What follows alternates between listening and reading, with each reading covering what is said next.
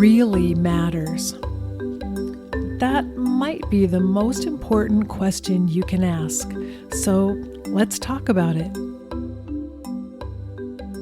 Welcome to What Really Matters podcast, Everyday Spirituality with Karen Wyatt.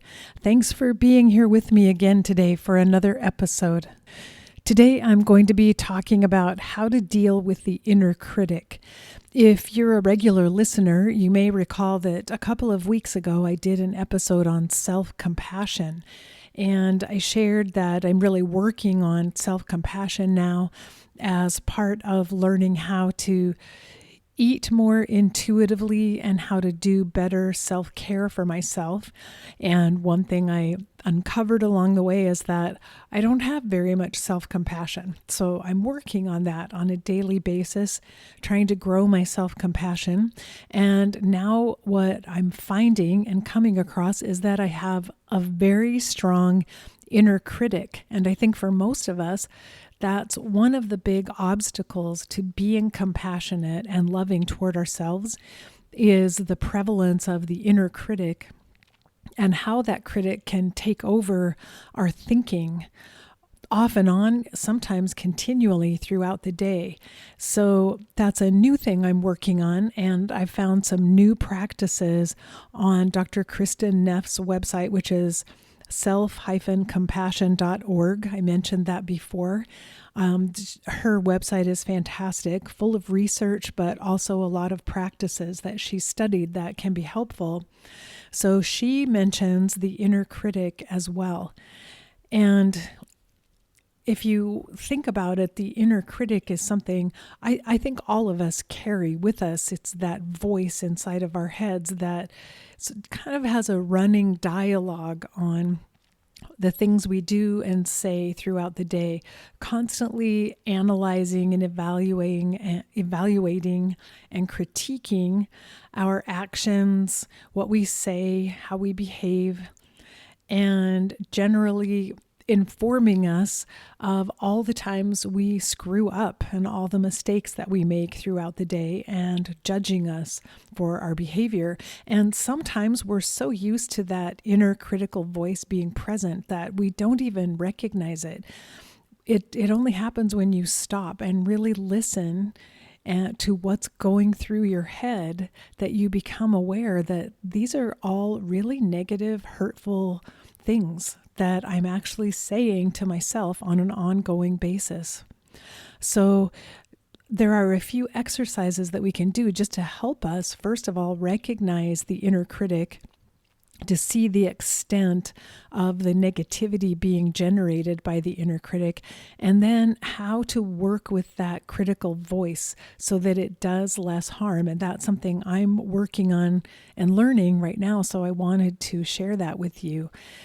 And I think that many of us throughout our lives, we've been trained in a way to use negativity as a motivator for changing our behavior, for learning new things, for growing.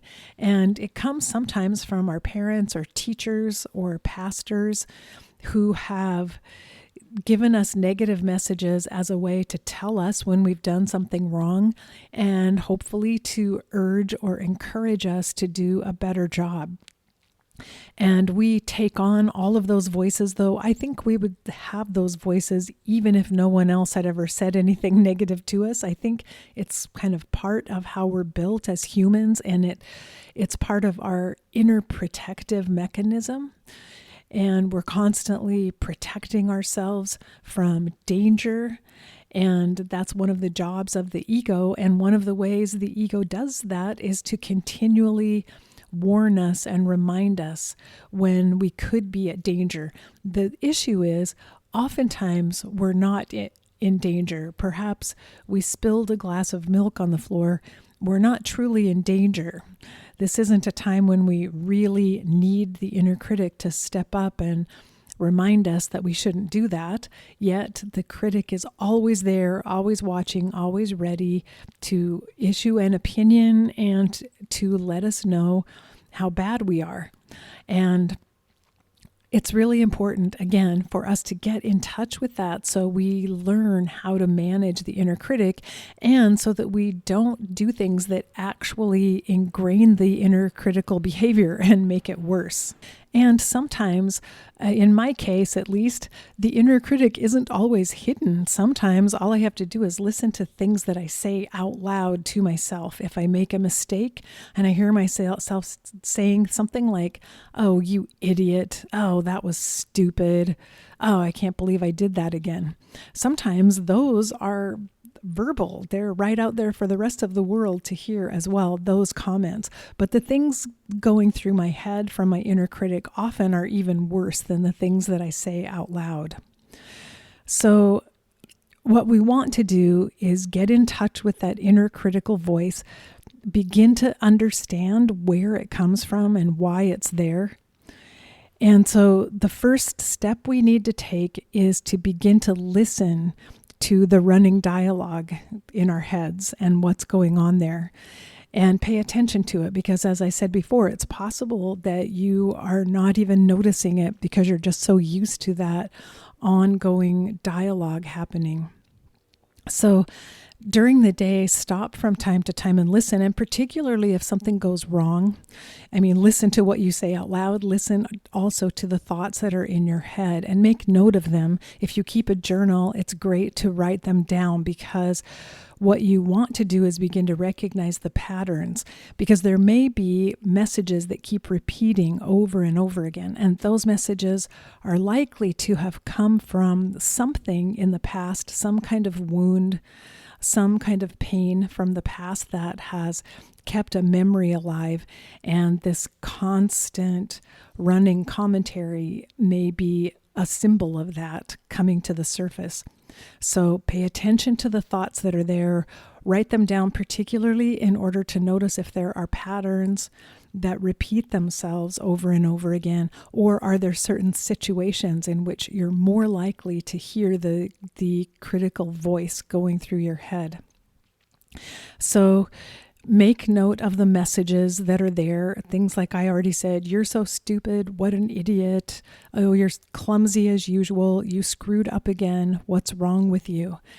Write all of them down so that you become really familiar with the dialogue in your head, and it's no surprise when you hear it coming up over and over again throughout the day. And spend a little time thinking about any episodes in the past when those inner voices may have gotten started. Was there ever a time when an adult in your life said something critical to you? Did you have someone in your life who used criticism as a way of motivating you, as telling you even, "Oh, I'm only criticizing you to help you"? Was that a pattern that you experienced? Because that could be exactly why you ingrained some of those messages and continue to carry them. Think about when or where these particular messages came from, and try to understand a little bit about their history and why they are there, though you may not be able to determine that. You may not be able to figure that out.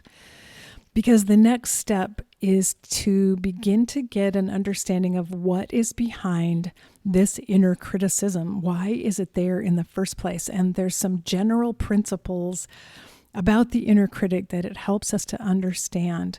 Primarily, the inner critic comes from fear. It's a product of fear. And when you begin to understand that, you start unpacking the criticism in a way.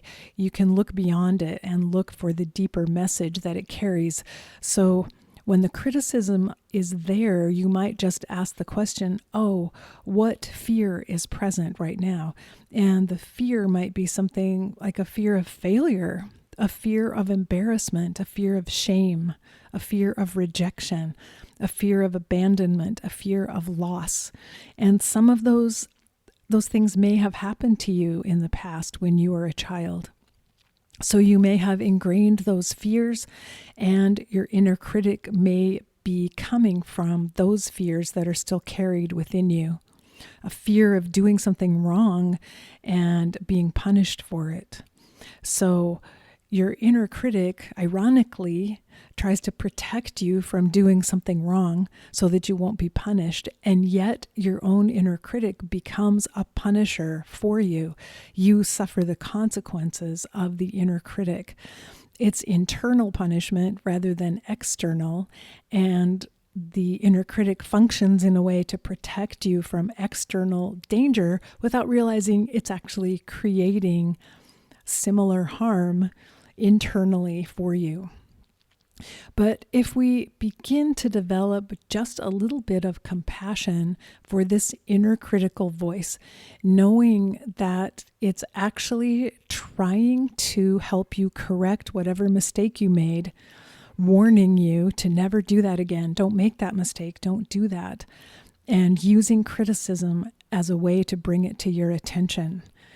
This inner critical voice is actually just trying to protect you, trying to keep you safe and to keep you from harm, even though, as I said, it actually causes a similar harm to the harm it's trying to prevent. So our next step is to learn how to have some compassion for the critical part of ourselves, recognizing it's trying to protect us, and perhaps, if we can, even get to a place of having gratitude that there is a part of ourselves that wants to protect us. There is something within us that is seeking to be safe from harm and trying to figure out how to get there and how to protect us, and feeling grateful that there actually is a part of us with that motivation that's constantly trying to recognize the potential for danger or harm and constantly trying to push us in a different direction so that we can stay safe. It's important to not hate the inner critic, and sometimes I think that comes naturally to us. Once we become aware of the inner critic, we become annoyed with the inner critic. We want it to go away. We don't like it. It bothers us. It's ruining our life. It's making it hard for us to grow. So let's get rid of this inner critic. But the magic here, what actually works to help us grow and heal, is to change our attitude toward the inner critic and to begin to see, okay, this is a more primitive part of me that wants me to be safe. That's all. And as soon as we develop that mindset of compassion and generosity toward the inner critic, then I think that's when we can actually deal with it and actually begin to heal and make progress. And so I have this idea in my head of saying to my inner critic, I know you're worried about me, but you're causing me more pain right now.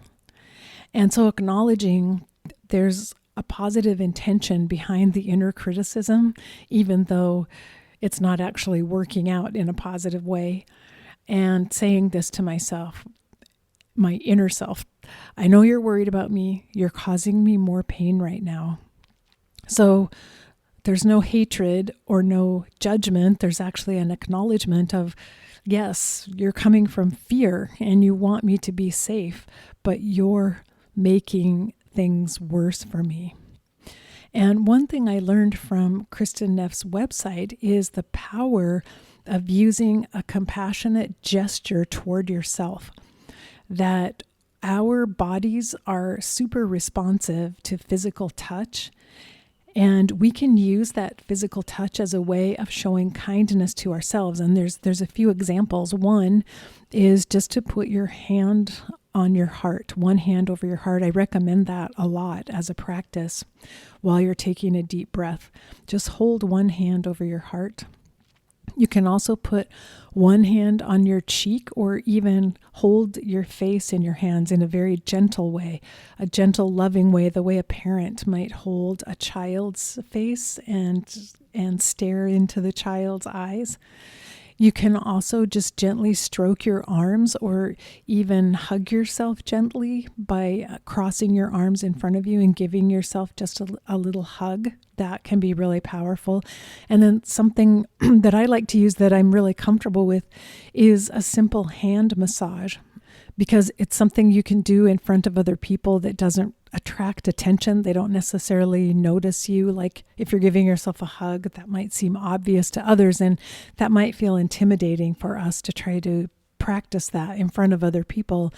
But to do a hand massage, all you have to do is cup your hands together and use the thumb of the underneath hand to massage the palm of the upper hand, just very gently moving your thumb in a circular motion.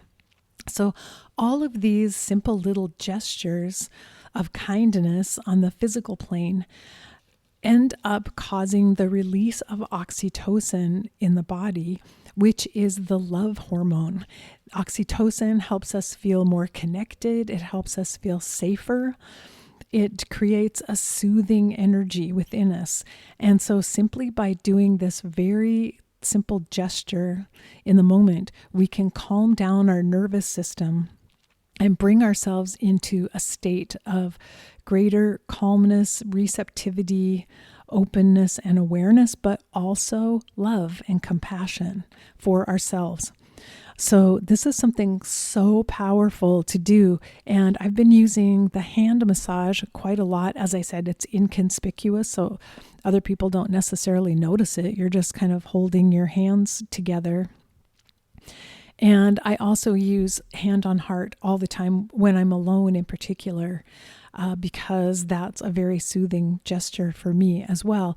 But I actually never thought of using it as a way to help with the inner critic. So at a time when I've made a mistake, and say, for example, I ate a bunch of pastries that I didn't intend to eat or mean to eat, but once I started eating them, I couldn't stop myself. And I feel angry at myself. I am disappointed. I'm frustrated. I can't even believe I did something that stupid. And now I have a stomach ache and I feel sick, and I'm just really angry at myself for making that mistake. This is the perfect time for one thing to stop, do a simple soothing gesture for the body, and then to begin to reframe and change those internal messages. Like, it's true, I did eat the pastries. I didn't want to eat them, but I did. And so now I have to make this better. I have to forgive myself, and I have to think about, how could I maybe do something different the next time? What might help me not be so impulsive in the moment? How can I think about this so that I make different choices? So by reframing and not allowing the criticism to come to the surface, but kind of flooding yourself with more positive messages that are solution focused, and talking about, what are the next steps? What else could I do in the future? And also, it's not the end of the world. Yes, I ate those pastries. I probably shouldn't have, because now it's going to interfere with my blood sugar levels, and that won't be good. But I'll get through it. I'll move on, and I'm going to remember this. I'm going to remember this time, and that I don't feel well after eating pastries. So the next time I'd like to make a different decision. When we think in this way, we're giving ourselves positive messages. We're kind of drowning out the inner critic, but we're actually teaching the inner critic, look, here's a better way of fixing this problem. Here's a better way of addressing it that doesn't cause as much pain, that doesn't entrench the same cycle of negative behavior. So this is what I'm working on for myself, these ideas. And I think it's an excellent idea to use a journal, as I mentioned before, to write down the negative messages that are there, where they may have come from, like how long have they been there? If you really think about it, is this something that you once heard 20 or 30 years ago that you're still carrying with you? And even write down your intention to make this better, to help you move beyond the inner criticism. I think another thing that you could write about are some of the positive messages that might override the critic. So ways of reframing. The critic is trying to say, don't eat all those pastries in the future. It's really bad for your body and you're going to feel sick from it. The critic wants to say that. And so that's intended to be a helpful message, something that I do need to remember in the future, but can I reframe that and put it to myself in a positive way so that I can remember the positive learning experience from what has just happened? So it's also really important to think of messages to give yourself like, I'm safe. This is going to be okay eventually. This isn't the end of the world. This is something that we can move past. I feel sad right now, but that's okay. I feel disappointed right now, but that's okay. That's normal. And I'm going to just be kind to myself and we'll get through this and we will move on.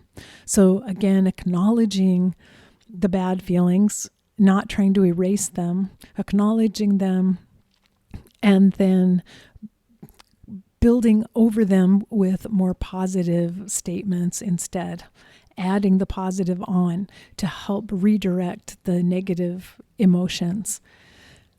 So these are some of the practices, once again, that I'm working on. I hope it's helpful to you to think about this, just identifying the inner critic and the messages it has for you, thinking about where they came from and why they're there, remembering that they usually spring from fear and they're meant to be protective.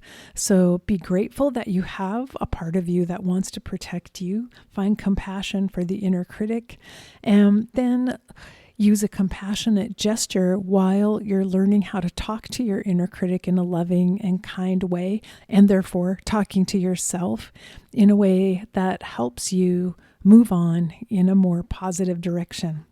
So I hope that is helpful to you. I wanted to mention I used some of these practices in my writing when, as a writer, I'm trying to write things. I have an enormous inner critic that always tells me my writing is terrible. And I actually did an exercise where I imagined my inner critic to be a person, and I sat down and had a conversation with her. And at the very end of the conversation, I told her I was really angry at her. She was preventing me from writing things that I wanted to say.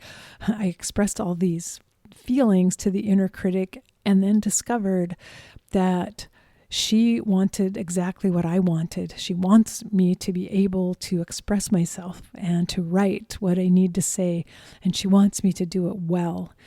And the criticism is only intended to try to help me be the best that I can be.